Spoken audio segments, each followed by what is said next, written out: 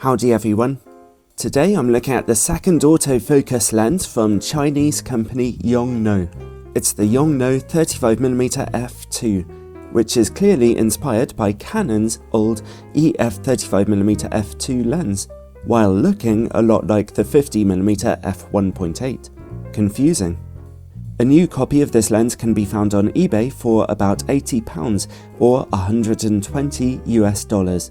That's a very low price indeed for an autofocus 35mm lens with a fast aperture, certainly much less than the old Canon lens in its day. If you're using a full frame camera, then 35mm is an extremely practical focal length, being nice and wide angle, but still giving you a little emphasis on your subject and slightly out of focus backgrounds. If you're using an APS-C camera, then it behaves like a 56mm lens, a tighter, standard focal length, neither wide angle nor telephoto. Whatever camera you have, 35mm is a very handy focal length for general purpose shooting. And a maximum aperture as fast as f2 means that this lens can let in a lot of light and can potentially give you quite out of focus backgrounds. This could be a very attractive little camera lens for a lot of people. Let's take a closer look. The lens is small and quite light. It's made of cheap quality plastics built around a metal lens mount. It feels a little wobbly. The lens's focus ring has rubber edging, which is nice and tactile to handle. The focus ring itself is not very smooth or precise to turn, but it works fine with hard stops at each end. This lens does not have full-time manual focus, so you shouldn't try to turn that focus ring when it's set to autofocus. However, the front element does not rotate as you change focus, so anyone using polarizing or graduating filters should be happy. The filter thread size is very small, 52mm. The autofocus motor itself is quite noisy and not particularly fast. It's also clearly not a very powerful motor. You can hear it struggling against the force of gravity. The lens doesn't focus very accurately. You'll often find that it misses a little. It also doesn't focus very well if you're somewhere that's a bit dark. The autofocus motor does work in live view mode, although it's sometimes a bit unsure of itself, and the lens does send EXIF information to your camera. The aperture mechanism has 7 blades for smoother bokeh when the aperture is topped down. Overall, the lens is built very cheaply indeed. It works, but its autofocus motor is not exactly very dependable. Let's take a look at image quality. Yongnuo's first lens, their 50mm f1.8, was a bit disappointing in this respect. Let's see if they can redeem themselves. We'll start by testing it on a full-frame camera, a 20MP Canon 6D. With the aperture wide open at f2, the lens is a bit soft in the middle of the image. The corners of the image look very soft indeed. Stop down to f2.8 for a somewhat clearer picture in the corners. And the good news is that the middle of the image has become reasonably sharp now. However, even if you stop down to f4 or further, the lens doesn't get any sharper in the middle. The corners do look a little better at f4 though.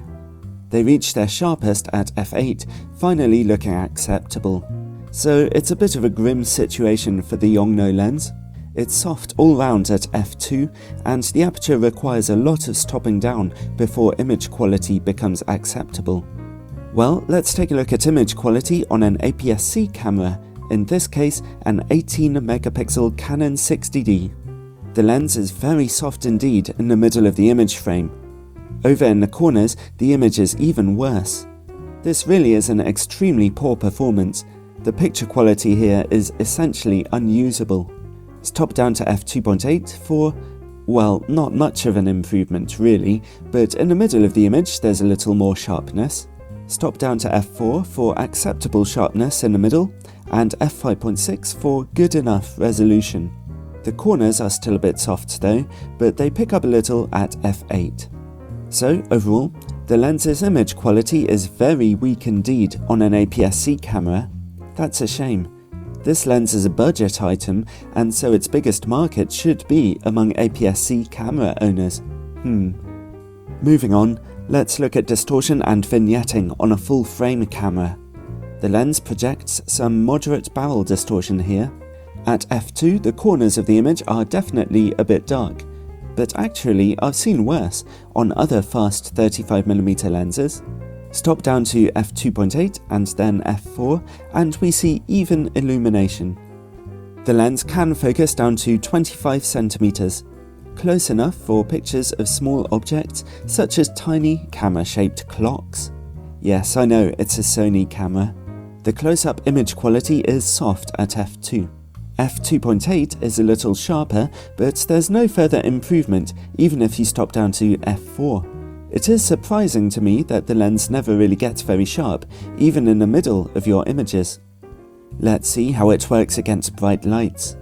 Well, we see a loss of contrast and flaring, where each of the lens's inner elements seem to be represented.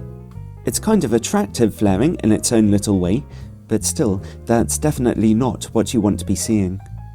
Finally, bokeh, a strong point at last. The lens can give you some nicely out of focus backgrounds, and the quality of its bokeh is actually quite nice and soft. However, brighter points of light do tend to display some outlining. Well, at the end of the day, or the night, or whenever you're watching this video, the Yongnuo 35mm f2 is a good example of how being cheap isn't always the same as being good value. While it is technically fit for purpose, the build quality and autofocus system are a bit flimsy, and its image quality is soft, unless you stop it down to about f8. I would feel quite forgiving about this lens's weak points if only it could produce reasonably sharp pictures, but it's simply miles away from the standards we've come to expect. If you're on the market for a cheap 35mm lens, then keep an eye out on eBay for a second-hand copy of Canon's original 35mm f2, and keep away from this Chinese version.